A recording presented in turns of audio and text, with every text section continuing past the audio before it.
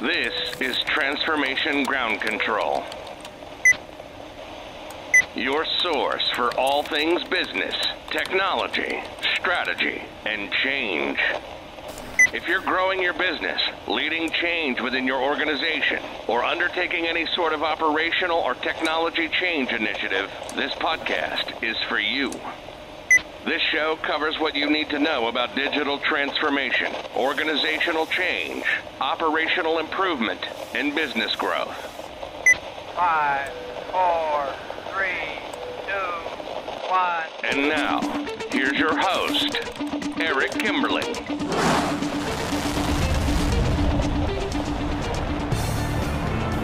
Hello and welcome to Transformation Ground Control. My name is Eric Kimberling. I'm here with Paresa Noble. Paresa, welcome back to the show.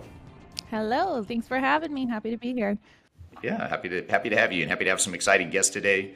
We have three great discussions today. We're going to talk about supply chain management to start.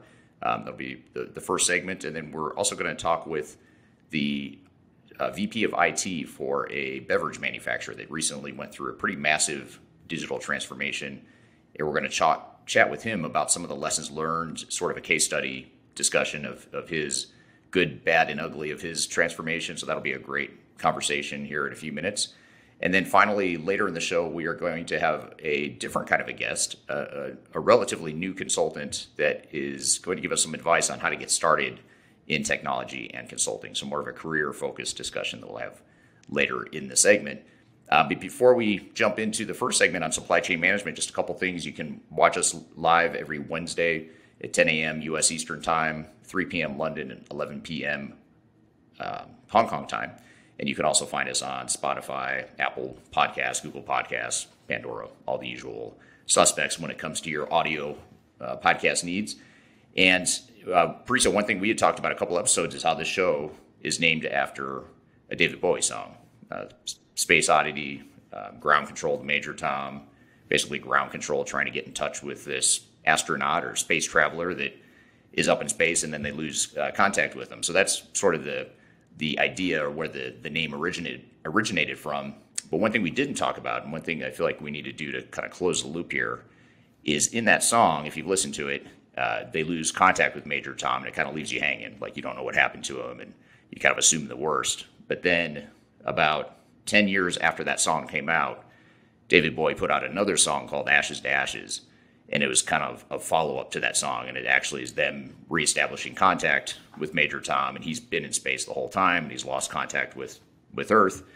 And just kind of a really interesting song, because it came out in the 1980s, and it was pretty new wave sounding, a lot different than the original David Bowie song. But I just thought it'd be cool to bring that full circle, that, Major Tom is alive, and so we, he made it. He's not in good shape. I won't give away the song, but if you get a chance, just Google Ashes to Ashes by David Bowie. You can go listen to that song, but pretty good sequel to the Major Tom song that we all know. So thought I'd share that little bit of trivia for you all. If you haven't listened to it, you can check that out, and it's a great song.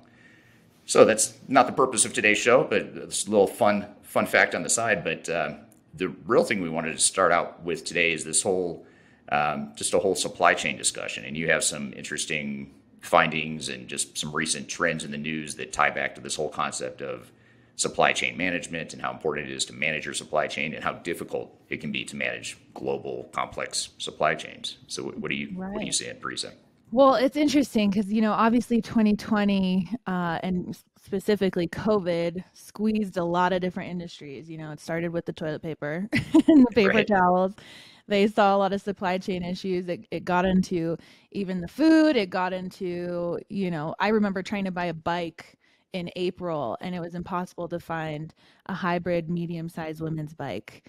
So, it's hit many different industries. And now we fast forward to 2021, and you're seeing it hit the automobile industry really hard, to the point where on a global scale, all of these auto manufacturers are either having to slow down production, even some are completely shutting down their production plants for a given amount of time. And it all is because of these chips, these silicon chips. So you have, for example, GM, Ford, Honda, Volkswagen, all of these cars utilize these silicon chips in various aspects of their production. So, in your power steering and the radio system and, all the different aspects, so when there's a shortage, there's not much that they can do because the source of the problem, or the starting point, I should say, of their whole production plant is on hold. So you look at how that's related to the pandemic, and it's because everybody bought up all these laptops, game consoles like Xbox, PlayStation, etc. during the pandemic to keep themselves occupied while they're quarantined. And now it's trickled into all these different car manufacturers putting their production on hold. So, you look at, for example, in Detroit, you have GM that shut down their power plant, or their auto manufacturing plant. You have Ford, who closed their plant in Germany for about a month, and Honda in UK, they have their main plant in the UK in Swindon, and they closed for several days. So it's impacting the worldwide automobile industry, and it all comes back to people playing Call of Duty. Right. And it's funny to see how these things are connected, but these chips, our world pretty much runs off these chips. They're utilized everywhere, and in such a tech obsessed world that we're living in, if there's a shortage there, then it's bound to hit some of these big industries. Yeah, it's a good point. And you talk about chips or cars, those are pretty complex products. They require a lot of different raw materials and inputs from all over the world, and most countries aren't making all those products or all those raw materials or inputs they need within their home countries, or most companies aren't making those raw materials in their home countries, I should say. So that makes it a lot more complex, especially when there's restrictions on travel and the flow of goods in general. Plus, then you add spikes in demand and that sort of thing, and that can really disrupt the supply chain, as you've described there. Right. And it sounds like there's really only two companies that are producing these 5 nanometer chips at a commercial level. It's Samsung and TMNC. So it's far and few between, right? So a lot of pressure is placed on these two companies to ramp up production. And it sounds like they are. It's not like they stopped producing, but it takes, I think they said it's a 26-week lead time to produce a chip. So, and when you look at how they're prioritizing who's getting the chips first, they're looking at what's their ROI and which, what products provide the biggest incentive to them. They're making the most money selling these chips to, the servers and kind of the tech side rather than the automobile industry, because auto manufacturers really are kind of cost conscious. It's a very cost conscious industry, so they're not necessarily making the biggest margins. Yeah. You're not seeing like Mercedes on this list, or Bentleys, for example. You're seeing the Ford, the GM. So it's interesting to see how price point also kind of puts you in line, depending on when you'll get the chips. Yeah, that's a good point. And the manufacturers with less margin of error, obviously it's more difficult for them, because every rushed order, expedited order they have to pay extra for, that cuts into their margin, or every delay in the production is going to cut into their margin as well. So that's a good point. You're not seeing it with those big guys that could potentially afford, such a delay, or paying for extra expedited shipping, or whatever the case may be. Right. Absolutely. So I'm curious, how does Samsung or TMNC kind of get past this? This is a lot of pressure that's being placed on them, since they're the only two that are producing on a mass scale. What are your thoughts? Yeah, it's a tough challenge, and it's a definite curveball that the industry in general, and when I say the industry, I mean the world in general, the economy in general, every manufacturer and distribution company out there has probably felt some of the pain, as well as consumers, as like you mentioned, with the toilet paper and the sanitizer and paper towel and all the essentials that we couldn't get our hands on early in the pandemic. And in some cases, you still have issues there. But I think, the key here is it all ties back to a lot of what we've been talking about on this show, and what we do as a company at Third Stage, which is focus on, how do you optimize those supply chains? How can you use technology and business process improvements to potentially improve those issues that you're talking about. And a lot of companies, I think what's happened, and I can't speak for Samsung, but I can speak for other companies we've worked with. A lot of companies already had some sort of vulnerabilities in their supply chain that just they were getting by until the pandemic hit, and that really exposed a lot of these inefficiencies and ineffective processes and poor data, poor technologies, all the stuff that we help clients with. A lot of that was exposed during the pandemic. So if anything, it's a good opportunity for companies like Samsung and others to really revisit and look at their supply chain and look at everything from start to finish in terms of, do we have the right suppliers? Do we have a diversified enough supplier base? Do we have clear analytics and understanding of how our goods are flowing across borders and between different vendors and suppliers and that sort of thing? When you look at car manufacturers, for example, you use that as an example. That's really complex because you've got not just raw materials, but then you've got contractors that are also producing sub-assemblies, like, say, a transmission or some of the electronics that go into the car. So you've got not just the raw materials, but then you've got all these hundreds or thousands of sub-assemblies, and then those sub-assemblies go into the final car. So the supply chain, you can see how something like that could get pretty complex. And I don't understand chips as well as cars, but I suspect that building chips is fairly complex in a similar kind of way. So I think that's probably the biggest thing that companies like Samsung could do, is really look at their end-to-end supply chain and look at those bottlenecks, look at those inefficiencies, look where the breakdowns are, the pain points, all that stuff, and really look for ways to improve that either through process improvements or new technology. Absolutely.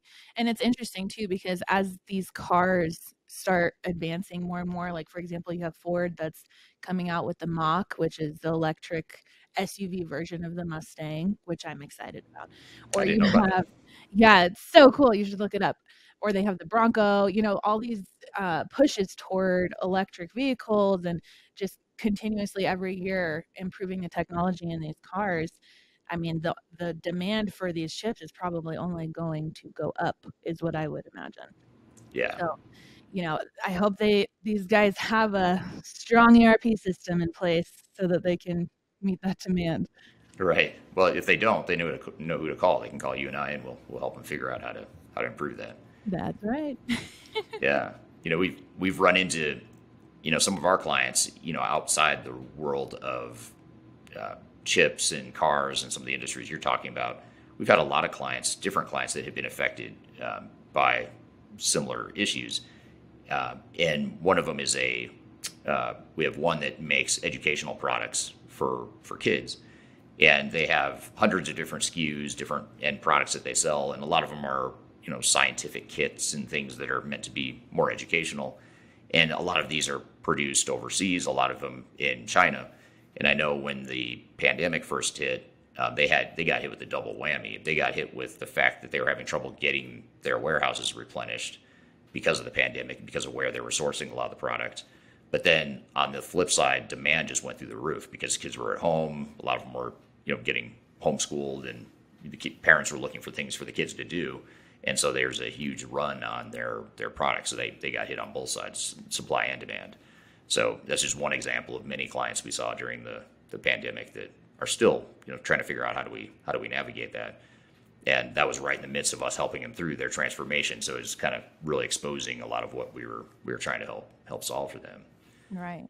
And then fast forward, have they seen some, has it alleviated the pain point, or, are they on track?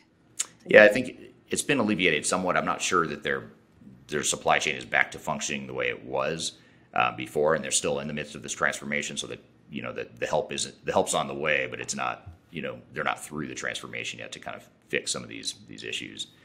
But they're a very high volume distribution company. I mean, they don't manufacture. I think they do some light assembly, but they don't do any real manufacturing. They're just cranking products out the door, from their warehouses.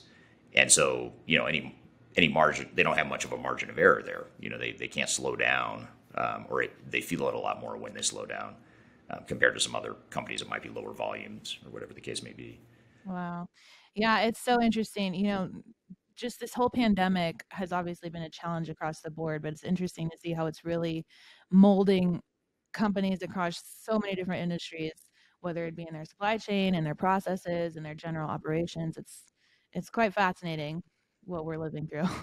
It is. I mean, even, just on a personal level, I have a good friend who's he runs the sales and distribution arm for one of the major shoe companies, the athletic shoe companies here in North America, and he was saying that he's having trouble getting product to customers, and customers are getting really frustrated because he's selling to retailers who then sell to the end consumers, and so these are fairly big orders, big retailers trying to get the product, and he can't get the product to them because of issues with the supply chain. Now, on their side, their issue is actually kind of interesting, a little bit different dimension within the supply chain.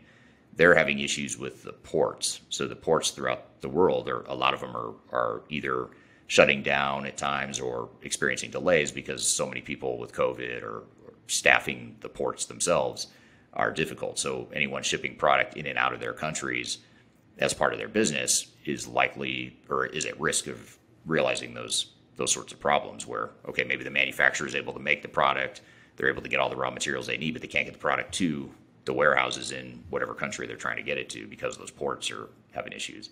So you really have to look at the whole thing. I mean, there's so many areas or so many points in the supply chain that can break down, and you really see how disruptions like that can affect that. That's exactly right. There's so many points within the chain, or links within the chain, I guess you should say, that make the whole thing run smoothly. So, I mean, it makes sense. These ports as a huge transit area. I mean, for every type of good or product that comes, just looking at trade in general, that's probably why, it's hard for me to find a bike. Our bikes are mainly probably produced elsewhere, not in North America. So you feel it across all these different industries. Yeah. Yeah. And that's where, technology can help too. You're asking, what could Samsung and other companies do? And, one thing that we've captured or published in our 2021 digital transformation report, and we certainly use a lot more detailed metrics and data on top of that report to help our clients, evaluate technologies.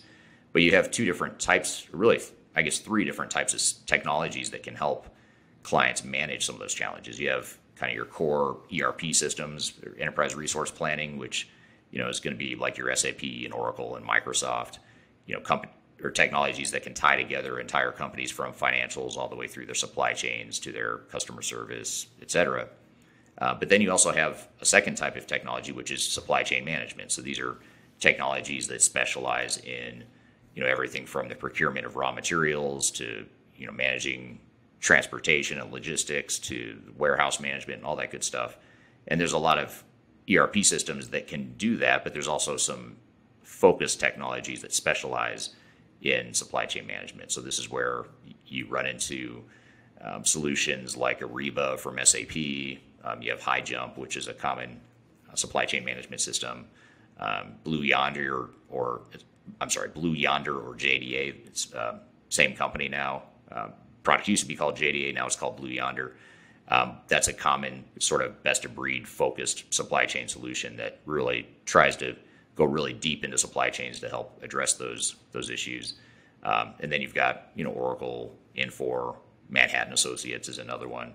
And again, you can find actually our rankings and reviews of supply chain systems, among other types of technologies, in our 2021 digital transformation report. And I've actually included a link to that in the description for this podcast. And then the third type of technology is a warehouse management systems. So there's a lot of overlap in these three different technologies I'm talking about, but it's a matter of where the focus is. So for example, that distribution company client that we're working with that I described that had the high volumes and was running into trouble, they're more of a warehouse focused company where, the warehouse management is really important to them in terms of getting product in the door as fast as they can and getting it back out the door to customers as fast as they can. And this is where you have a lot of different focus solutions like 3PL Central is one option. You have Manhattan Associates, which also does supply chain management, Fishbowl, HighJump, Oracle, SAP, Infor. These are all different products or vendors that can provide technologies that can help address just the warehouse management side of it. So, there are technologies out there that can help, especially when you look at things like predictive analytics and the different modeling you can do with data from your supply chain. So you can start to anticipate, where could those bottlenecks be, or, where am I overly dependent on one vendor or supplier what happens if that vendor or supplier can't get me the product that I need at the price I want, when I want it, then who's the backup? And so it really just helps you manage all the procurement and, everything that starts with that procurement process all the way through getting the raw materials to your manufacturing, to getting it to a warehouse, to getting it to a customer, to getting it through ports, cross country, all that stuff.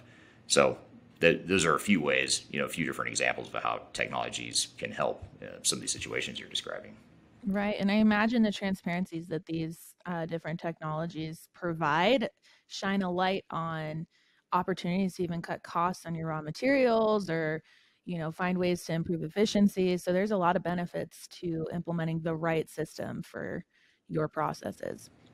Yeah, it's a good point. You look at, cutting costs, for example, one way technology and improved processes can help you do that is, you can look at, a lot of times you get these big global companies that are buying the same thing from multiple suppliers and they're not leveraging their buying power. So in other words, consolidating the purchases to one vendor, getting a better price on that.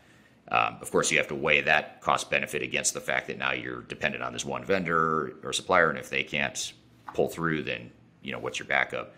So it's a matter of kind of balancing that cost effectiveness that you're talking about with the flexibility of my supply chain and being able to respond quickly to customers. And I think a lot of times companies will overcorrect. They'll focus too much on cutting costs, or they'll focus too much on a flexible supply chain at the expense of higher cost. So it's all a big balancing act. You're just trying to figure out what your priorities are as an organization and as a supply chain. Right. Awesome. I love it. And I know our first interview, I'm excited to hear his story because he's going through a transformation with Third Stage, and it sounds like it's gone very well. So I'm excited to take some key learnings from him too. I am too. Yeah, he's a good guy. He's got some great stories to tell, and another complex product, which is beverage manufacturing. People don't realize it, but manufacturing beverages is extremely complex. Maybe not as much as a car or a chip, but still a lot of different raw materials that you have to manage. You have to manage the recipe of how to put it all together. In this case, a lot of what they produce is wine. Wine is a big part of what they sell, as well as other types of alcohol and spirits. But those are all complex products, so we'll have a good discussion with him. In fact, let's go ahead and take a break, and we'll get our discussion going, our little case study that we'll talk about, lessons from a transformation of a beverage manufacturer. We're going to cover that when we come back from Transformation Ground Control. We'll be right back.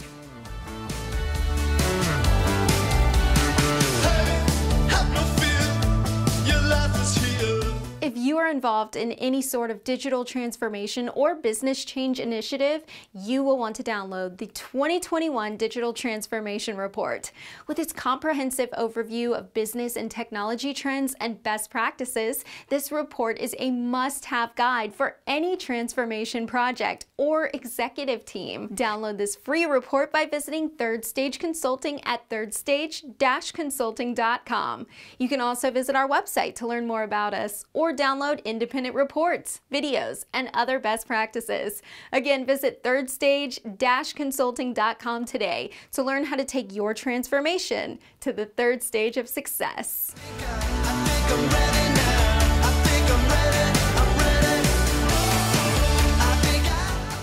Hello, welcome back to Transformation Ground Control. I'm Eric Kimberling here with Paresa Noble. Be sure to subscribe to us on YouTube, listen to us on various podcast platforms, including Apple, Google, Spotify, Pandora, etc. And you can also catch us live every Wednesday on YouTube at 10 a.m. Eastern in the U.S., 3 p.m. London time, and 11 p.m. Hong Kong time. So I'm excited for our next guest. Our next guest is the VP of IT for a very large beverage manufacturer. More specifically, they make alcohol, spirits, wines, and beverages of that sort. So a type of company that's right up my alley. I mean, and my wife too. My wife actually loves a lot of their product, a lot of their wines that they own. She's a fan of. So I know she's listening in and interested in this. But more importantly, as someone that just is trying to understand transformations, they've been through a multi-year transformation that we've worked with them on over the years. And joining us on the show today is Tarak Patel. He's the VP of IT at the company. We're going to leave the company name out of it just for confidentiality reasons, but excited to have him on the show. So Tarak, welcome to the show today. Thank you, Eric. Thank you for inviting me. It's a pleasure to be here. Absolutely. Appreciate having you here today. So you've recently been involved in a large transformation of sorts, one of the more complex ones, I would say, in the world. But maybe just to start out, tell us a little bit about your company, what you guys do, how many employees you have, that sort of thing. Yeah, sure. So we are a company based in alcobev space. We make alcohol and beverage products. Roughly about 5,000 plus employees. One of the bigger one out there in the market from an alcobev perspective. Company is very well positioned for growth and was the case when we started the journey. However, when you think about the process and technology landscape, was fairly aged. No longer the case, but when we started the journey, right, think of it as 15 to 20-year-old technology and process landscape that was implemented, when company operated with less than 200 SKUs, right? And in this day and age, we were operating it with, thousands of SKUs, had a very strong ambition to double the size of the company or grow the revenue aggressively. And it was becoming very clear at the time that the only way to do that is to sell something we don't sell or sell somewhere or to someone that we don't sell, right? So the company has a very high market share in the US. So it was very evident that the growth was going to come through, topics like M&A, global expansions, which in sense requires tremendous amount of flexibility, scale, and agility in your operating model. You need to be able to sell things that you don't sell to locations you don't sell into. You need to buy anything from anywhere. You need to make anything anywhere and sell anything anywhere, right? And that type of growth trajectory was really hindered from speed and cost perspective had we continued to operate on the old technology and process landscape. Sure. Okay. And was there any sort of tipping point that you reached in your journey there that I'm sure it didn't just happen overnight, but was there anything that triggered you to say, hey, it's time for us to go revisit our landscape and really build in that agility and update our technology and all the stuff you just mentioned? Yeah, well said, right? So there were really two tipping points from what I can see, right? The one was very evident. Technology was a tipping point. We used to operate on J.D. Edwards that was implemented in early 90s, still on AS400 landscape. And, if I use this a lot in my analogy, but that system had 2 million lines of custom codes that was built over time, right? It was very customized, and it became evident that at one point in time, if we needed to switch a hardware, we were looking for it on eBay. So it was really difficult to maintain, not just difficult, very high risk to maintain the size of the business on that type of a platform, let alone put another layer of ambition to scale and grow that business, right? So that was a big factor. And as I said, the second factor was just the fact that business would go through a transition of co-manufacturing model or a tolling model, and people would operate that on pen and paper. It will take 6 to 9 months for processing systems to catch up, right? So we were really in a place where business was moving at a much faster pace than the whole process and technology landscape can keep up with. Right. Yeah, it sounds like a good problem to have as an organization, but still a problem. It's an opportunity. Yeah, absolutely right. I say this a lot that for us, we did this at the time of growth, right? Which is a good time for companies to really look into this. We didn't do this at the time of hardship. We did this transformation at the time of growth. And it's kind of like, some of the East Coast folks will use this phrase, right? We changed the roof while sun was shining, right? So right. It's definitely a good time to do that. From my perspective, I think it's better time to do these types of transformation when the business is doing well than to do that when, you're in a bit of a hardship from a financial perspective. Right. Couldn't agree more. So what about the transformation itself? Tell us a little bit about the scope of what it is you ended up doing. You talked a little bit about where you're at and where you started from, but what was the kind of lead us down the path of how you started down that path of the transformation? Yeah, so we are a very vertically integrated company, right? And that means, think of it as majority of the product that goes into your finished goods are homegrown. We also have a fairly strong arm of logistics operations. So when you look at that, us as a vertically integrated company, we really attacked all aspects of that vertical integration and the value chain, except for sales and marketing. So we really went after, start from sourcing, finance, planning, good chunk of manufacturing, and customer service, your order taking and logistics. So we really took on, I often say that we replaced the backbone of the company. We didn't touch anything of sales and marketing, be it direct to consumer type of initiatives, be it CRM initiatives. We had things running in parallel, but we didn't bring that into the scope of this transformation. Right. Got it. So tell us a little bit about the specific technology you deployed and sort of how you got to that or arrived at that decision. Yeah, and I think this would be a great point for those that are in the market thinking about this, right? So when we took on this type of a journey, there were many in the marketplace from a technology perspective that we can really anchor to, right? There's not just one company. And we did a couple of things. So one thing we did really well was we brought in an outside perspective, completely technology agnostic, not having married to a specific technology, and really used them to help us understand what is the market space like, what are some of the pros and cons, what are the best suited vendors from a technology perspective that really matches us from an industry complexity as well as our growth ambition and our natural ambition to do this once for the next two, three decades, right? So it was very important that we partner with someone that has strategic trajectory to where we want to be, but at the same time has a very good fit to our complexity and our basic needs of today, right?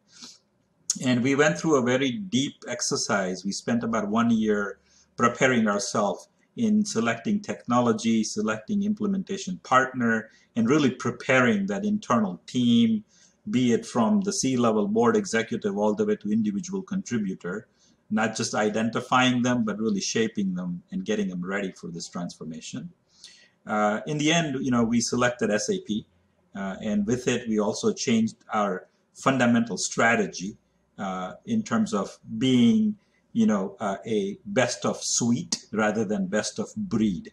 And we selected SAP as our technology, but we had many others that we looked at. We looked at JD Edwards, we looked at Infor, we looked at Microsoft, various. Right. And what was it that led you to SAP? Was there anything in particular that really stood out or that was particularly well aligned with what you were trying to accomplish with this transformation and just overall as an organization? Yeah, I would say a few things, right? So first and foremost, it's there, and this goes back about 4 years, right? So this is a phase where we were in about 4 years ago. So 4 years ago, they were very, very much, very heavily invested in taking their core ERP from ECC into S4 space. So we saw a lot of strategic alignment to really transform ERP for the future and continuously transform that ERP for the future in that space. So again, we saw SAP as a company that has a high investment from an R&D and from a product perspective for continuous evolution. We also saw them as more centric when it comes to product portfolio. It was a company that had less product than Oracle when it comes to ERP. So we found a bit more focus as a company. Outside of that strategic pillar, I would say scale played a big role. So given that we are very vertically integrated and we have a high growth potential, right, and ambitions, the scale played a big role in terms of selecting someone that has proven to be operating in very diverse marketplace, right? I joke around and say SAP is used to build rockets and tissue paper, right? So go find your space in between, right? So we found that diversity to be very appealing, right?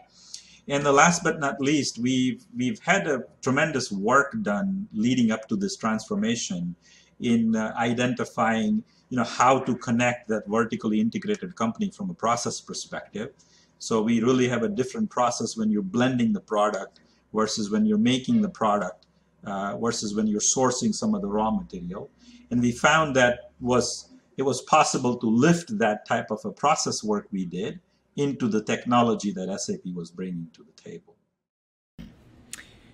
And what about some of the complexities of being a beverage manufacturer? Was there anything along those lines that, you're a high volume beverage manufacturer, a lot of different brands. You mentioned acquisitions you've grown through, so I imagine you had maybe some disparity in terms of how the operations worked. Was there anything that really stood out or that was sort of either a sticking point in your evaluation of potential options or led you to SAP? Yeah, for sure, right? So when I think about the agility with acquisition, that was a big component. How quickly can we integrate the acquired company and its processes? So we found that agility to be available with components like central finances and whatnot in SAP.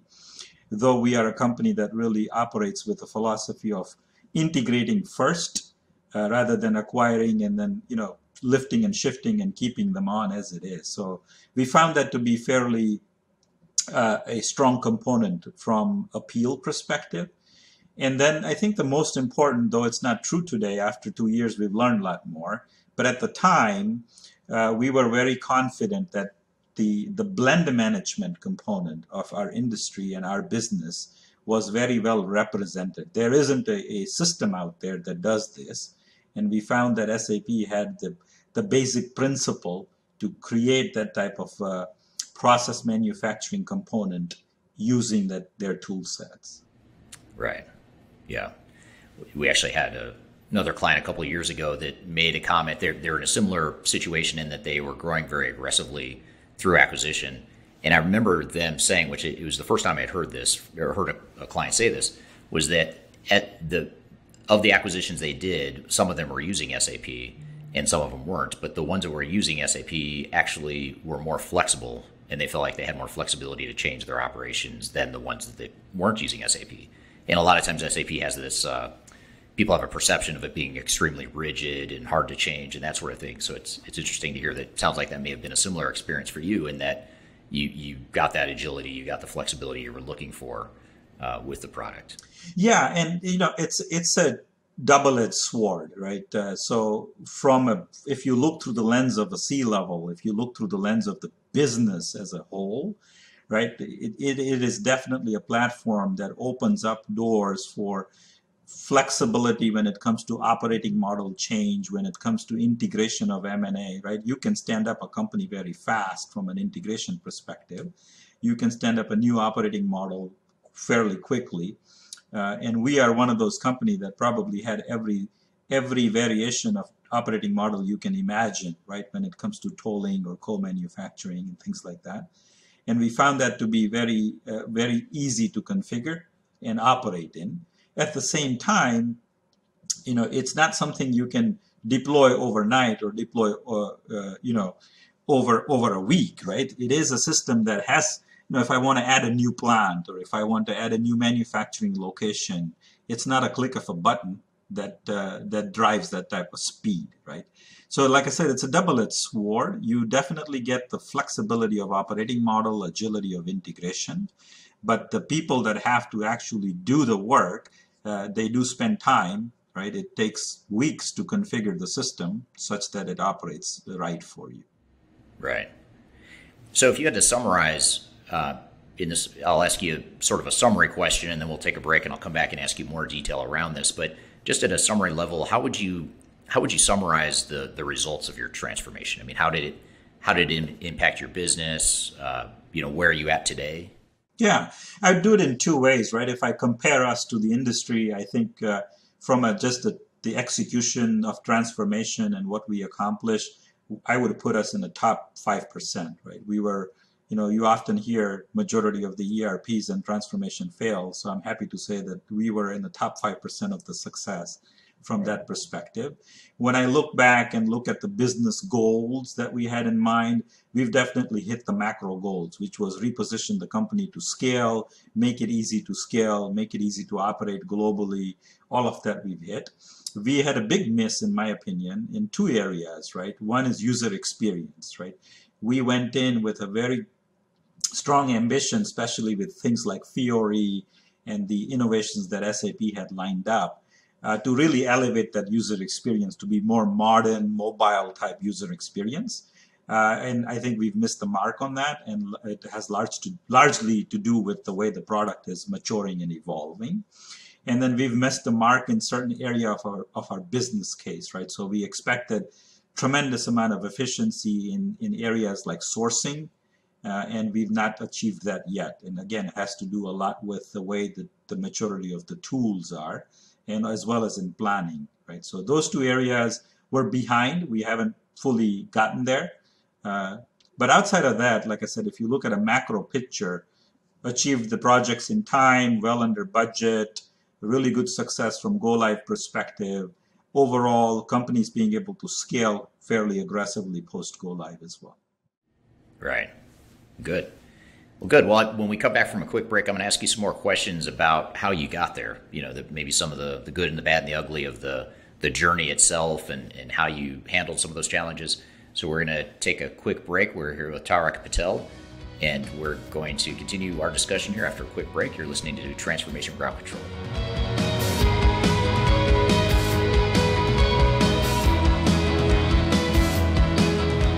If you are aiming for transformation success, turn to Third Stage Consulting Group.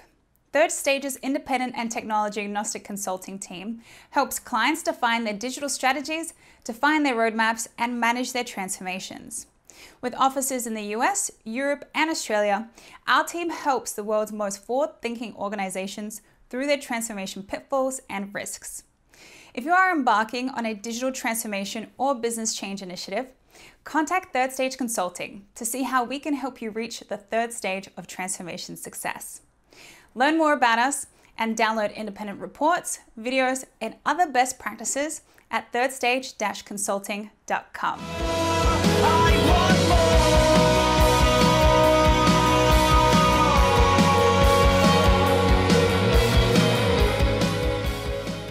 Okay, welcome back to Transformation Ground Control.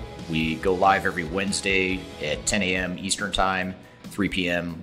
UK time, and 11 p.m. Hong Kong time. We go live on YouTube, so be sure to subscribe to us there. You can watch us every Wednesday there, or you can subscribe to us on any of the podcast platforms, Apple, Google, Spotify, whatever your podcast of choice is. And we're here with Tarak Patel talking about a large SAP ERP business transformation at a food and beverage, or actually a beverage manufacturer. And we were, right before the break, Tarak, we were talking about some of the two shortcomings you had in this project.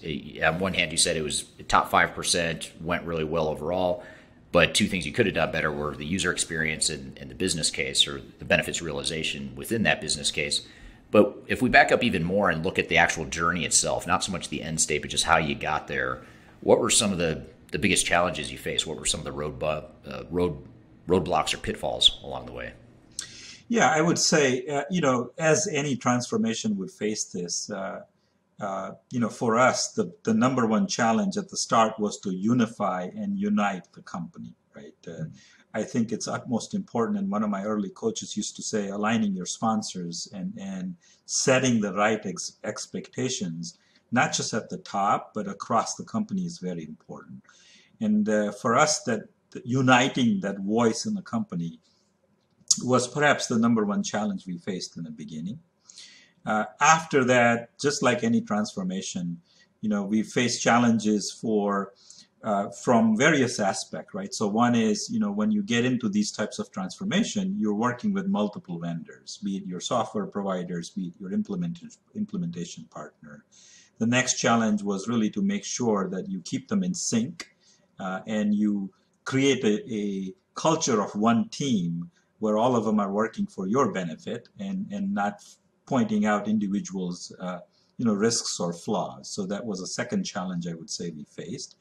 And a third, which I kind of talked about in my results, was just the gap, right? Throughout the journey, you're going to learn things that you didn't know, and you're going to find things that you didn't expect, right? So we definitely found plenty of those gaps where our expectations were not meeting, and adjusting to those gaps and continuously keeping your, company, your executives, and your teams aligned was probably my third biggest challenge that we faced. So let's go to that alignment concept, with your executives, your stakeholders, but also your software vendor and system integrator. How did you achieve that alignment? What did you do to overcome that? Yeah, so I'll speak in both aspects, right? So when you think about unifying the company, for me, it's very important that you have a strong why, right? People need to know why you're doing it, and there has to be a very strong, alignment on that why, right? So we spent quite a lot of time in shaping why are we doing this, in making sure that every executive that was lined up to this type of transformation understood why we're doing it, and we were getting what they expected out of that transformation vision, right? So we spent tremendous amount of time aligning that. And I was very fortunate to have a CFO at the time who was a very strong sponsor. And I would really advise people that are out there to look for such executive sponsorship. Our CFO really took this upon himself in so many ways, right? And really didn't just sponsor the project from distance, but really sponsor the project by being in the weeds and being with us as we were shaping that. So that played a big role. The company also made some very interesting changes where it unified the leadership under one responsible for this type of transformation, right? So that was also important, that the executives were reporting under one sponsor, right? So that was very important. The owners of the company took a very active interest in making sure that we're aligned on why. So to me, that played a big role. And as I mentioned in the beginning, having a software and SI agnostic party that helped us that brought us together at a next level was very important. So for me, that goes a long way. I think that sets you up for 70–80% of your success. Right. The second aspect, we were really strategic. You'd be surprised how much leverage you have over your SI and over your software company when you're buying and when you're in your negotiation phase. So we were very strategic to request very high executives from each of those companies to be part of our steering committee, right? So we went as far as asking for board level members to be in our steering committee, and we were successful. And that opens up doors for driving that strong partnership between various parties that are engaged and involved.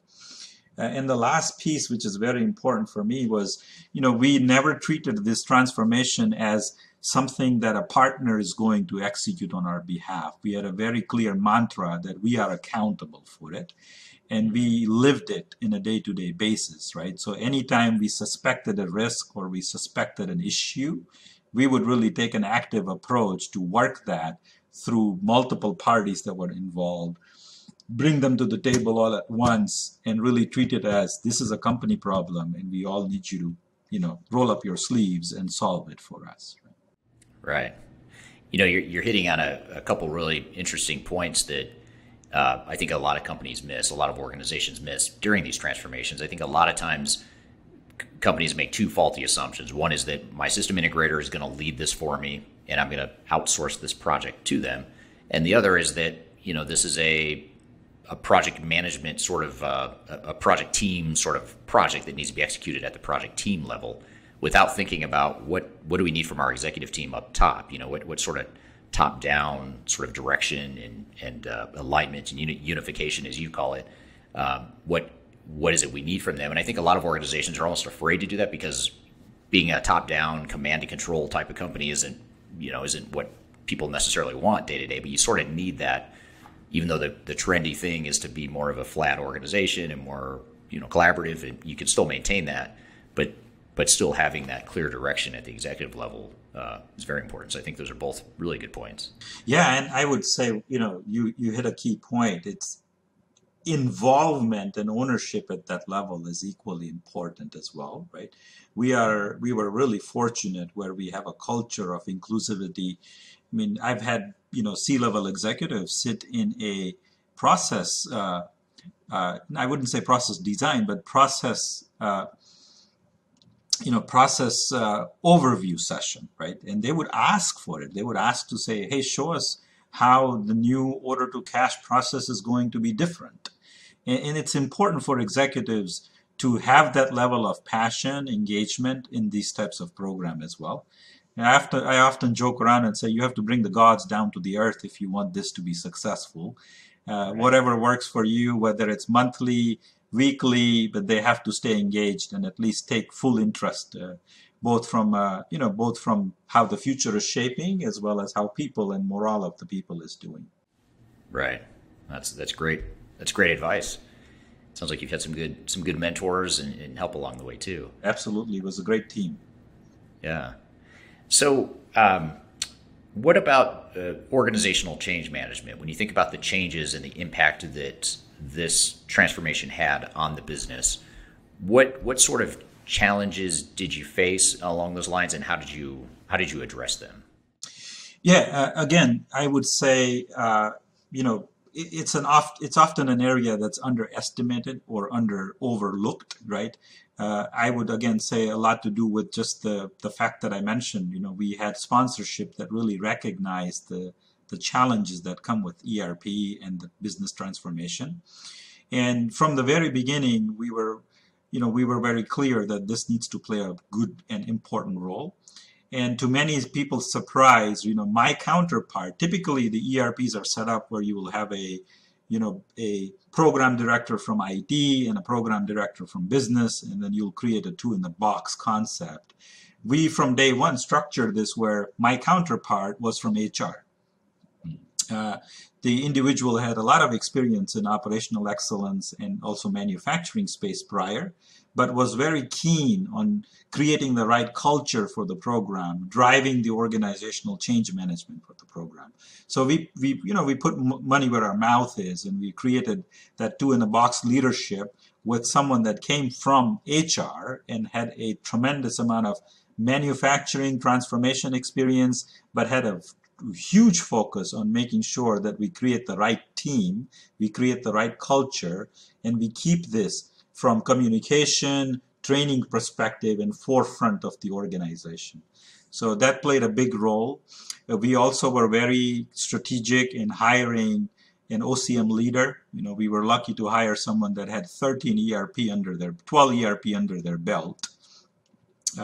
So that played a big role, right? And we were very clear that change management is, in my opinion, equally important as any other tenet of that program.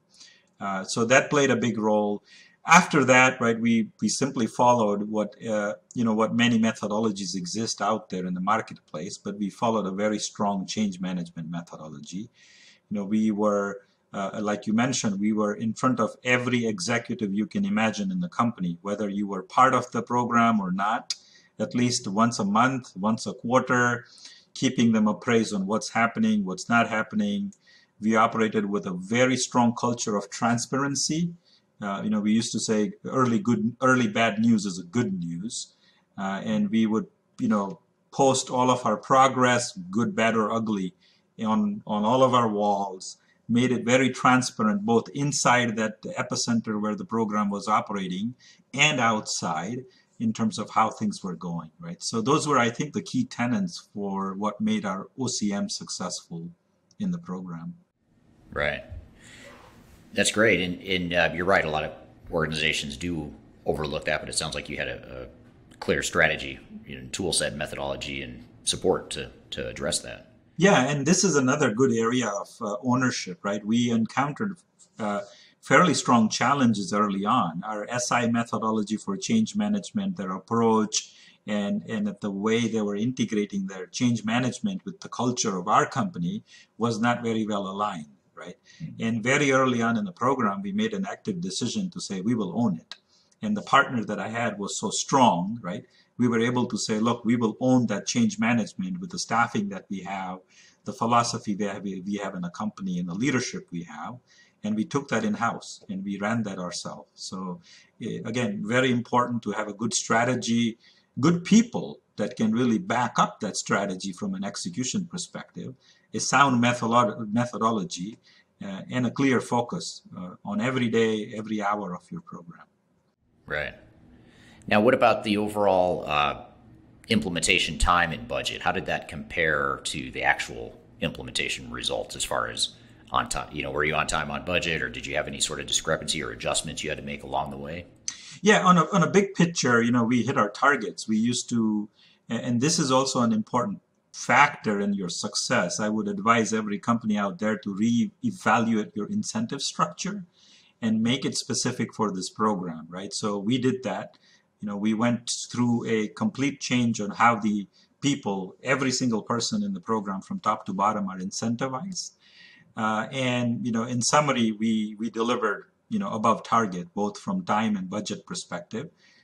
From a program point of view, yes, we were on time and on budget, but as executives, we knew that these programs don't go on time and on budget, so we had at least given some latitude for our people to hit their target, right? So we were on time, we were on budget.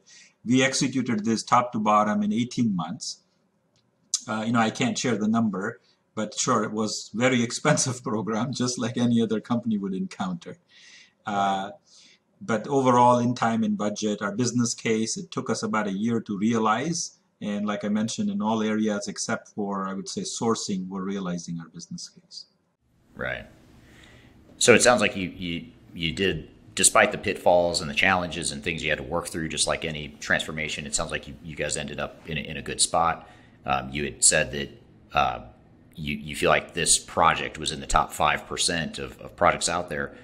If I'm a CIO or a project manager or an executive or business owner that's about to go through a similar transformation, what sort of parting words of advice would you give to them to help them achieve that same goal of not being a failure, not being an underwhelming success, but more of a one of the top performing transformations? What's the advice you would give? Yeah, I would summarize some of the points that we discussed early, right? Spend your time preparing yourself, planning yourself well. It pays off, right? Jumping in it too fast is not the right way to do it.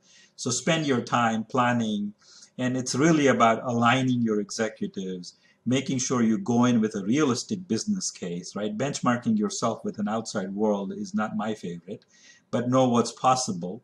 Of course, benchmark to know what is out there, but know your own success, right? So define your own success, align your executive, prepare in terms of making sure you have done your due diligence from the products that you're going to select, from an expectations that you're aligning, and then most important, right? Invest in your people. Make sure you line up the best talent, the right talent. And then last thing I would say is be ready for surprises, right? There's not a day in this transformation that will not give you a new surprise. And be ready for that level of flexibility, agility. Create a culture for your team that can, go through that type of challenges and surprises, right? Founded on teamwork, commitment, transparency. It's very important to create that type of culture. The last thing I would leave for the people that are looking into doing this is if you are in that leadership role of that transformation, whether you're a sponsor, whether you are a director executing it, create proximity to your team and to this project, right? It's important to know people that are working on it, work that people are doing on a day-to-day basis. I think that goes a long way to stay close to that project at all levels. That's well put, and it's really sound advice, especially because so much of what you're suggesting and recommending is focused on people, people, culture. You haven't talked a lot about the technology itself, which I think is interesting and fascinating, and I agree with, by the way, you're focused on the right things, and that's probably why you were one of the rare breeds of successful transformations out there. Yeah, Eric, I've heard this so many times, and even though we've had some pitfalls, it's proven again that technology is the least of your complexity in these transformations, right? You have so many other facets that are much more complex than technology. In our case, you kind of said it well, right? Or in our case, if I look back, my biggest challenges were technology because we did the other things so well, right?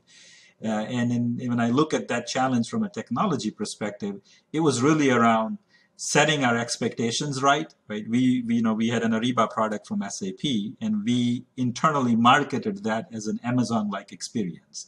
It is not Amazon-like experience. It is different. So it's important to, calibrate what you're going to get and align your expectations.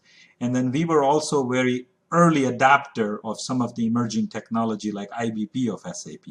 We expected a lot more out of it than what we should have, right? So that's also important to make sure that you assess that well. after that, the implementation to me is not the real challenge from a technology perspective. Right. That's well put. That's a good place to leave it. Well, I appreciate you being here, Tarak. These are very interesting observations, and really appreciate having the opportunity to learn from your experience here. Hey, I love giving back, so happy to have this chance, and thanks for giving me the opportunity. Absolutely. Thanks for being here. We'll be right back with more Transformation Ground Control and more guests. We'll be right back.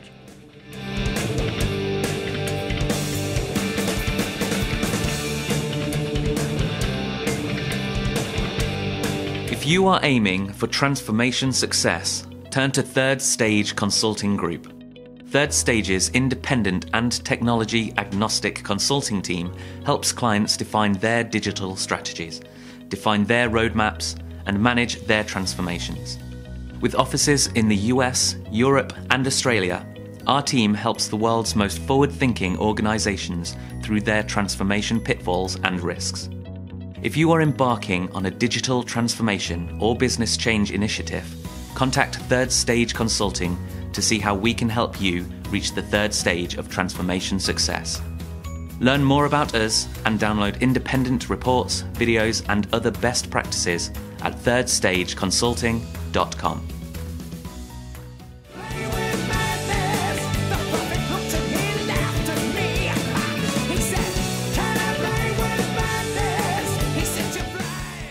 Welcome back to Transformation Ground Control. Appreciate having Tarak Patel on the show. Great discussion with him regarding his transformation. Paresa, what are your thoughts? What are your observations or kind of knee-jerk reactions to that discussion? Yeah, well, it was so interesting to hear him speak on the matter because he spoke about it like a true leader, honestly, just the way that he positioned how they got through it, the way they took ownership, just every component of their transformation. It's no wonder that they've seen success with it. So I'll start with that.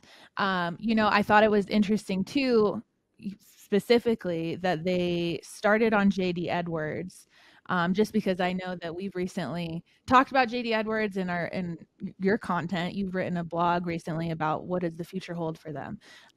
Oracle bought JD Edwards about a decade ago, right? Yeah, a little more. I think maybe closer to 15 years or somewhere in there, 10 to 15 years ago. Somewhere along those lines. So I guess the question is, what does the future hold with them? Because today Oracle is more so seemingly pushing their clients and prospective clients toward Oracle Cloud or, their other flagship products. So just curious, I know they're no longer with JD Edwards, but for those companies who are or who are considering JD Edwards, what do you think the future holds for that platform? And do you think it will continue to be supported by Oracle, 5 to 10 years down the line?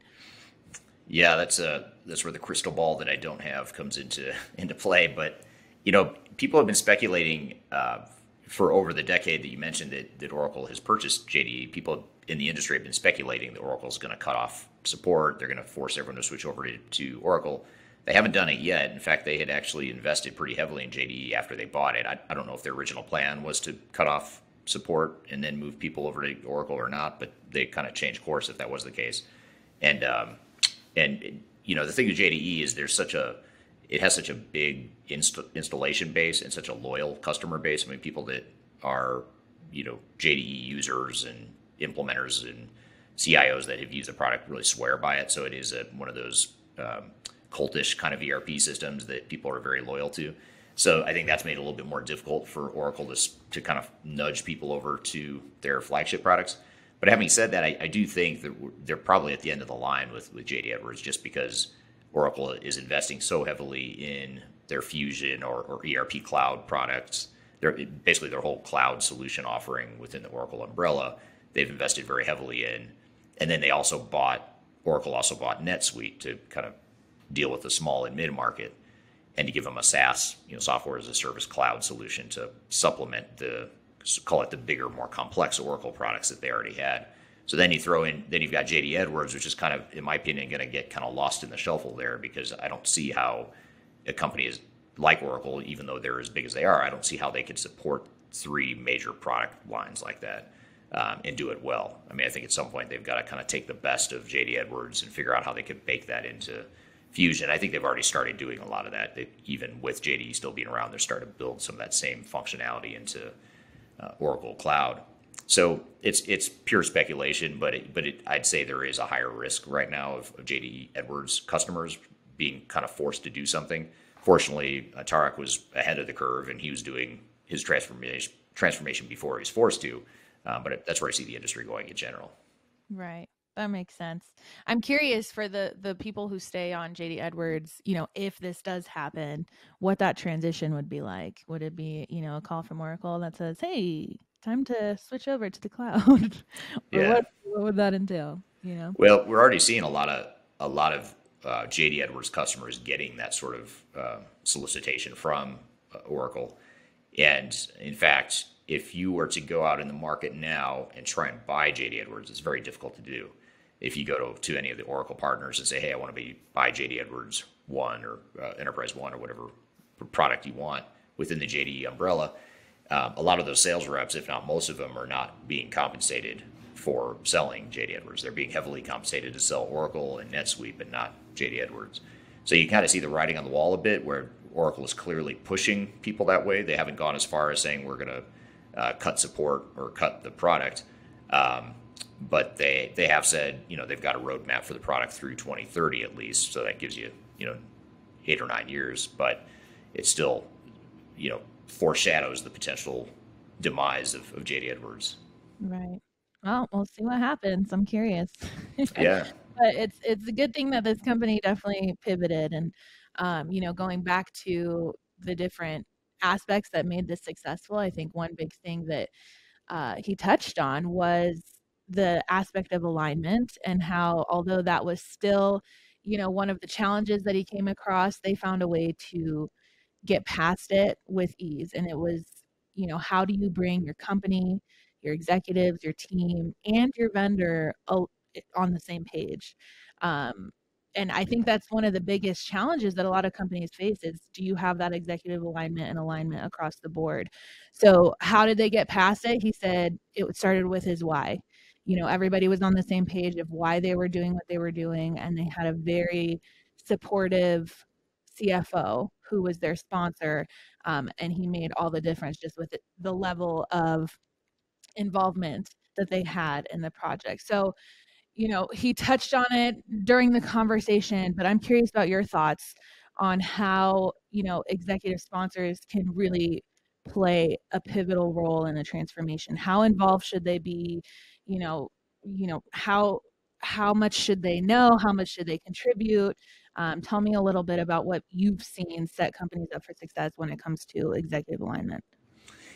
Yeah, I think it's an important component, and they're both interrelated. The whole call it executive involvement, and then there's the alignment piece of it. Those are two different things, but they're very closely related. So having someone like his CFO or your executive sponsor, whoever that might be, heavily involved in terms of not just setting a vision for the project, but also defining what does this project mean to us as a company? How should it, and how do we expect it to change the company, and what do we expect to look like on the other side of this? A lot of executives assume it's just a technology upgrade. We want to make some big improvements and leverage whatever improvements the technology can afford us, but that's not enough. You've got to have a much clearer vision of, for example, we were talking supply chain earlier. We want to optimize our supply chain. We want to be able to have better visibility into our suppliers and vendors or our logistics, whatever the case may be. You want to get down into some granularity of what it is you're trying to accomplish, what that business case is, and what that ROI projection would be. And so that's the sort of, call it the executive involvement and buy-in. But then you've got the alignment piece, which is, once you've got that vision and you've got the involvement from the executive team, you've got to make sure that the executives and everyone on down the line throughout the organization are aligned on not only why we're doing this project, but what we expect to look like when we come out the other side. And that's where you get a lot of misalignment, because the CFO, for example, might say, our top priority is to increase our cash flow and to improve our profitability. But then you might have the COO, the operations, who's saying, well, I think the biggest goal is to, provide better products to our customers. And then you have your sales reps who just want to sell more. And, so you kind of look at these people coming at it from different perspectives, and you've got to figure out, how do we all get on the same page? And how do we address, from a governance perspective, disagreements because the operations and the sales guy or gal, for example, might have totally different views of what the priorities are. So someone's got to make a decision on, what's the right answer for us and how is that going to translate into what we do for this project. And a lot of companies overlook that. They think, well, we'll just kind of figure it out as we go, or it's just technology. We don't need to worry too much about those big picture decisions, but those are really important to these sorts of projects. And I imagine that a lot of companies utilize their CIO when they are looking for a sponsor rather than a CFO. So I guess, do you think that different angle and that different perspective helps transformation when you have diversity? So it's not just all 100% an IT team that's spearheading a transformation? Yeah, I think that's critical to have the business involved. In fact, some of the most successful transformations and some of the most successful transformation leaders that I've been involved with in my career are not IT people. They're in fact, some of the ones that come to mind are people that really knew very little about technology. They'd never been through this sort of project before. They didn't come up in the world of IT, but they understood operations really well. They were really strong leaders. They were able to create that alignment and vision and all that good stuff. And they had other people that could address the technical side of it. So, I'm not saying you necessarily need a CFO or a COO to be the executive sponsor, but I think it does help to have someone from the business, or at the very least, if you're the CIO and you've been designated as the executive sponsor, I would make sure to have someone you're working really close with, almost as sort of a co-sponsor, someone from the business, because you don't want these unrealistic expectations and a sort of bullseye on you as the IT guy or gal to go fix everything in the entire company, because you're not able to. Even if you know how it needs to be done, you just don't have the political clout necessarily outside of IT, and when you get into operations and some of the other areas. So leveraging someone from the business that you can partner with is critical, at the very least, if you're a CIO or IT type. Right. That makes sense. And, you kind of touched on it too when you were speaking about it, is how the alignment starts from the top and kind of trickles down across the whole team. I mean, that plays into organizational change management too. It sounds like Tarak and his whole team were really persistent and transparent with the greater team. And he mentioned he was posting everything about the transformation project, the good, the bad, and the ugly, so that everybody was on the same page. Everybody knew what was going on. So that also probably played a huge role in their success and their digital transformation. What else do you think? You got to see firsthand what their team did, the good things that kind of set them apart and led them to this successful transformation. What do you think were maybe a couple other things that this team did that led to their success? Definitely the change management piece that you talked about. I think the other was that they seemed to navigate their culture pretty well. I mean, they have a pretty unique culture in that they were historically a family-owned company. It was started by a family and has the family name, and the family's still very involved in the business. And that was, sort of a unique part of their culture. I remember being there and feeling like it didn't feel like a company as big as they were. They had just the feel of the company was more of a mom and pop in some ways. I mean, they're a machine. I mean, they as a company are a machine. They can mass produce like no one, and don't get me wrong, but just the feel of the culture is different than that. So they did a good job of navigating that culture in terms of just their caring of employees and just the positive work environment, the high morale that they seem to have as an organization. And that's where a lot of companies, especially, not to stereotype too much, but companies implementing SAP is sort of an extreme example of that structured, rigid system that you're going to come in and overlay on a company that's used to being flexible and entrepreneurial and family owned, all that good stuff. That can create a big conflict, and those can be at odds with one another. They did a really good job of navigating that and really letting the business and the culture drive the technology rather than letting the technology steamroll their culture or kind of compromise or water down who they are as an organization. So it ties back to change management, like you were saying, but that's just another nuance that I think was handled very well. And I think he and others on the team are just strong leaders, and that's what you really need. You just need someone that can be a strong leader. They may not be the smartest person when it comes to IT or enterprise applications, although in Tarak's case, he actually knows a ton about it. He's a very smart guy on both fronts when it comes to business and technology. But more importantly, he's a strong leader, and others in the companies just have that leadership ability. So I think that's probably the number one trait you want to look for when you're thinking, who's going to lead this for me, both as a sponsor and potentially as a project manager or program manager as well. Who are those strong leaders that can help me cut through all the red tape and get through the pitfalls and all the stuff that goes along with these projects. Right. And you can tell by the way that he talks about it that he has some strong leadership skills. Yeah, it's very absolutely. evident. Yeah, very strong communication. I mean, all the stuff you expect from a leader, he's got that. Yep, it makes all the difference, and you can tell in their projects. So that's exciting. I'm glad that they saw success, that they're on board with SAP. I'm excited to see what it does for them. Yeah, absolutely. Me too. And wish them well. In the meantime, my wife and others, I'm sure, will continue to consume their product. And me too. Yeah. I love it. And speaking of leadership, I think that's a good leeway into our next interview with Kameron Carpenter. He speaks specifically from the other end of it, of what it is like to start out in the tech industry, and specifically in tech consulting. So I'm excited to sit down with him. So let's go ahead and take a quick break, and we'll come back with Kameron Carpenter.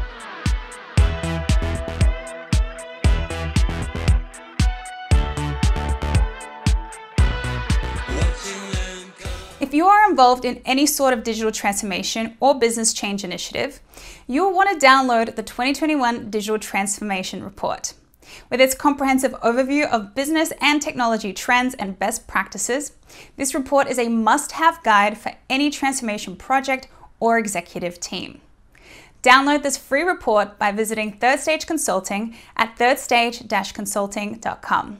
You can also visit our website to learn more about us or download independent reports, videos, and other best practices. Again, visit thirdstage-consulting.com today to learn how you can take your transformation to the third stage of success.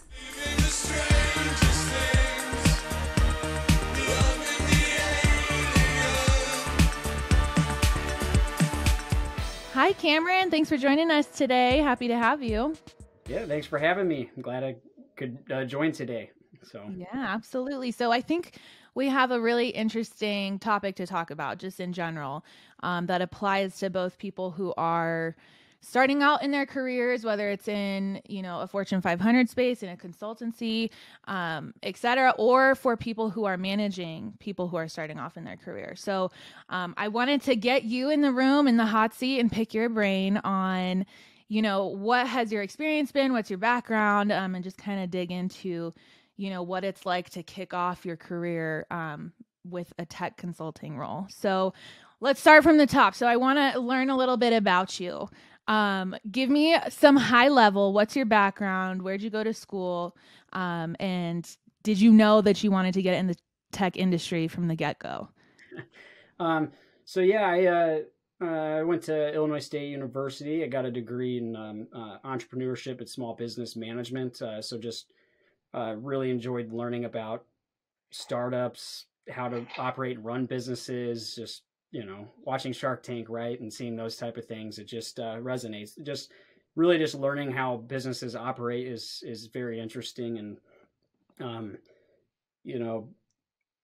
prior to that, I worked a lot of more manual labor type work. I'm also in the Air National Guard. I joined that my senior year of high school, and I've been in that since. So I'm coming up in 11 years. Well, yeah, this January is 11 years now, and I started in the aerospace.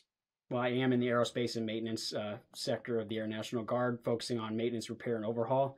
And I just went from work on the flight line, more on the operational piece, into the back shops, and now I'm in quality assurance, kind of taking a different role there. And so a lot of these pieces are kind of what built some of the foundation of understanding how organizations operate and manage. And then with my education, that brought me into this world I'm in now. I actually didn't think I would be in this. It started with a conversation that led to, would you be interested? And I said, yeah, I am interested. No background in consulting or tech, really. I mean, unless you look at the mechanical part of working on aircraft. it's been an interesting ride up to this point. So that's kind of my history and background up to here. And then now looking at moving forward, with consulting, I had a great conversation. I met Eric, and he kind of introduced me to the life of consulting. I didn't know much about it all. So I took the opportunity to ask questions and not only just ask questions, but listen, right?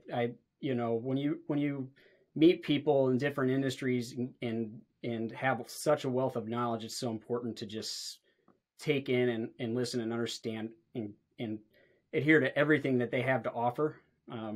So I think that was the big step at leading into this career path that I'm on now. So. Right. I love that. It's interesting you said it started with a conversation. You didn't fully have this dialed in that this is the path you're going to go, but from the people that you knew, it really like who you know, not what you know, right? That's so true.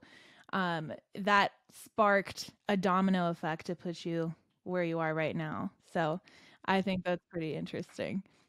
So tell me, coming from a different background, you must have been, I guess, speaking from personal experience, I imagine that you were a little bit nervous going into this role. So tell me about your mindset at the day one, first day on the job. What was going through your head? How are you feeling? Oh man, I'm gonna have to tell truth and honesty here, huh? So, I think what ended up happening is you have these conversations, you speak, right? But that's not where it ends. There were multiple conversations, talking with multiple individuals, interviews, and really trying to drill down into, what are the skills sets that you have? Can those be developed? Can we mentor and develop this kid or individual through their career as well? Can we put them in a situation and see how he handles it or she?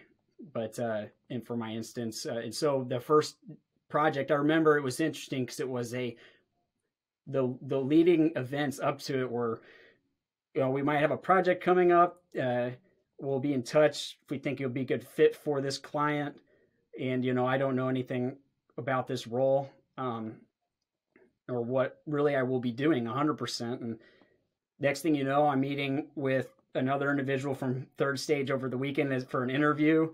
Then I have to meet the following Monday, getting interviewed again for the director on the project. And then next thing you know, I'm flying out to Indiana for my first client meeting, jumping in with another project manager and really just kicking it off, hitting the ground running. So my lead into that project was my meeting with that project manager on the ground and just setting a plan in motion and really just getting the feelers for what we're going to be doing on this project. And so, I think the key is I would say don't turn down an opportunity. Never say no. Jump right in. Take advantage of the knowledge and wealth of the people that are around you and that are supporting you in the projects. Make sure that there's a good cultural fit as well within that. That was a big aspect of why I really liked, just the conversations I had leading up into that first project was the emphasis on the culture and alignment within the different team members that they were hiring. And that is very important. I got into my first workshop and I don't think I've ever typed that much in my entire life. So you learn really quick and you have to catch on quick. And it's like, I think everybody uses this term in the industry now, but it's the fire hose of knowledge, right? It's just like getting blasted in the face with the fire hose. So you just have to be able to soak that information in and learn right from it. So. Oh yeah, absolutely. That reminds me. So before this, I was working at a satellite television company. So there's only two. So I'm assuming our listeners could probably guess. I was working at Dish. And I remember coming into it, I had a background in sales and marketing, but I really didn't know anything about tech. So I walked in that first day and I was so nervous and I was like, just ready to take it all in, but I also had no idea what to expect, right? I mean, you're just kind of walking into it blindly and hoping for the best. But I think the one thing that even from what you're saying is through all the interviews that you have to get a position, through, you know, you're jumping through hoops to land a job right out of college, right? And obviously the HR team or the person interviewing saw something in you that should give you the confidence that you can do this, right? So when somebody's walking into a job, I mean, I'd say it's so important to, you know, walk in there confident, even though you have no idea what's coming. As long as you walk in coachable and you walk in ready and up for the challenge, oftentimes you see success. And, you know, Eric spoke so highly of you, and I'm excited to have you on here to continue talking about it. But I mean, that just is a testament to it, right? I love it. So tell me about, you know, obviously you talked about where you were at when you first started. What's your mindset today in this role? Like, you've been in, how long have you been with Third Stage? 2 years here pretty quick in the next week or two. It goes fast, right? It does go by really fast. So yes. Tell me about your mindset today in comparison to the first day. You know, when you are working with clients today, what do you walk up to the table with, kind of from a like confidence standpoint, from a knowledge and the skills that you've developed standpoint? Tell me a little bit about your headspace now versus day one. Okay. Yeah. So I always am going to reemphasize culture and just the fact that I think from the very beginning, everybody I've worked with has been so awesome. I said the one thing about the people I'm working with is they just seem so cool.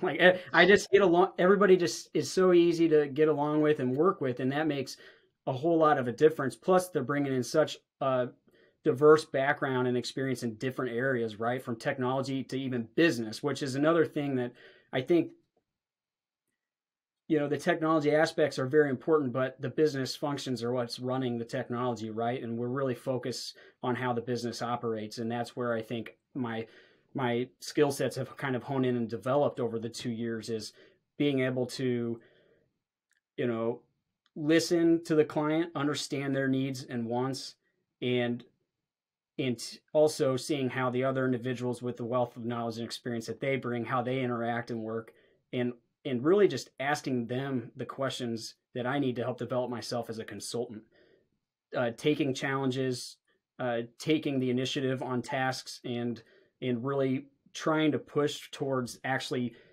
taking the lead on things, you know, and so from the very beginning to now, it's more of a, I got this. I got the methodology and approach down. I understand the philosophy behind Third Stage and where we are trying to take our clients.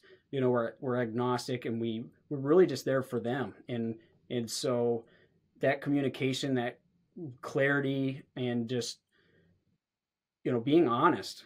I think that's the biggest thing today, is you can't be too honest. Like, you know, put it all out on the table for them. So I definitely just, with the team that I've worked with, I've had such a good group of mentors, and I try to take advantage of that as much as possible. And I think that's the key to my success, is I've developed, you know, that if you have these skill sets that obviously I'm very glad we're I don't know if the right word's seen, but you know, when I met Eric, you know, and I think I'd mentioned, I realized I feel I have these skill sets and things, but it's having somebody that's willing to mentor and take you through the process to get you to the end game.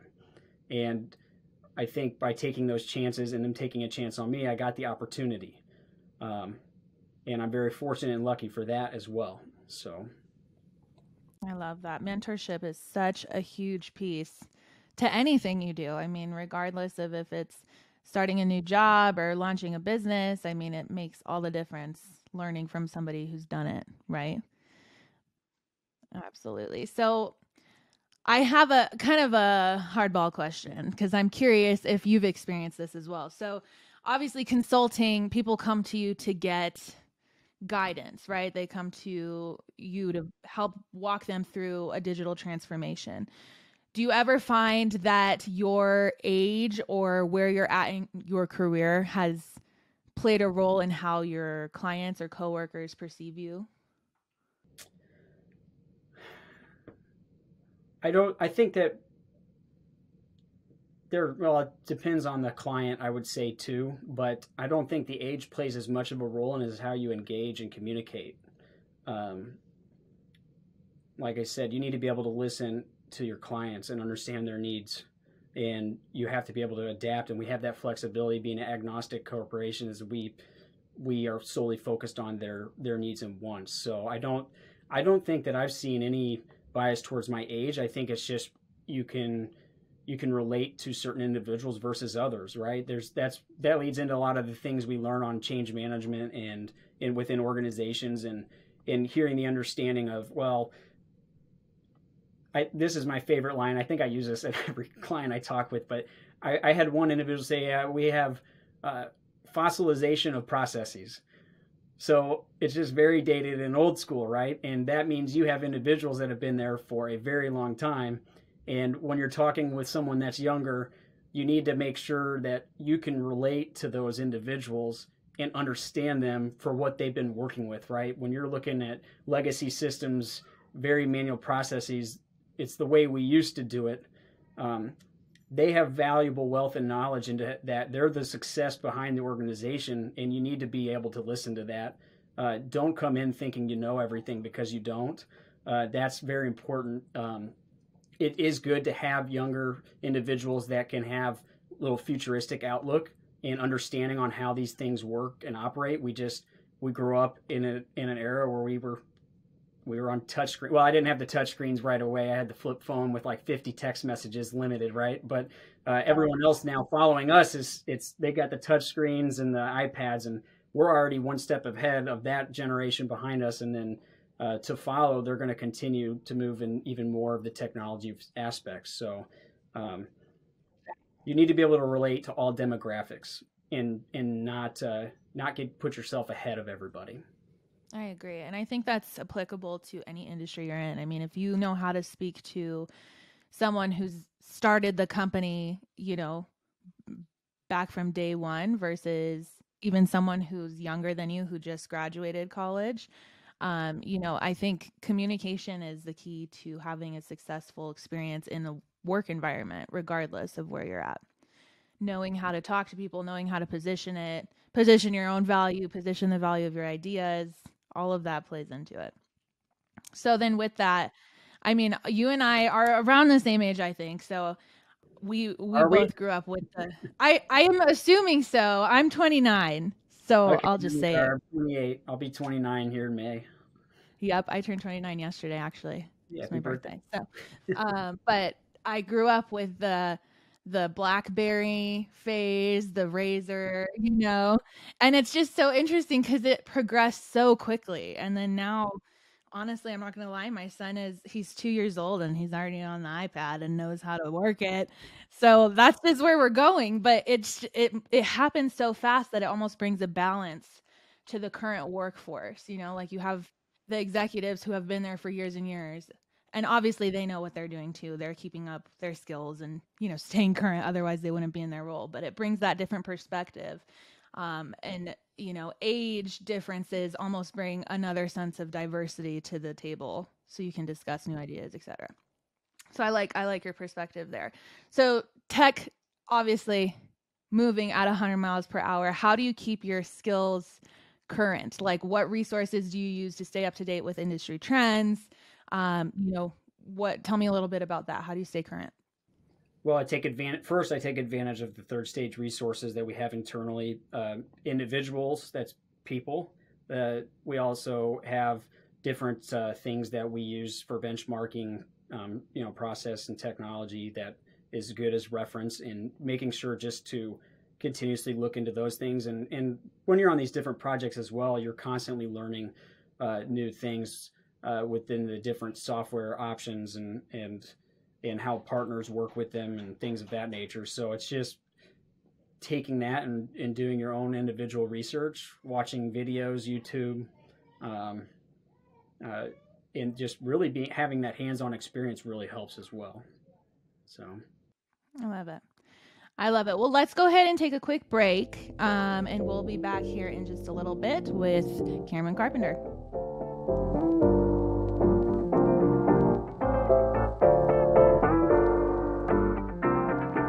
If you are involved in any sort of digital transformation or business change initiative, you will want to download the 2021 Digital Transformation Report.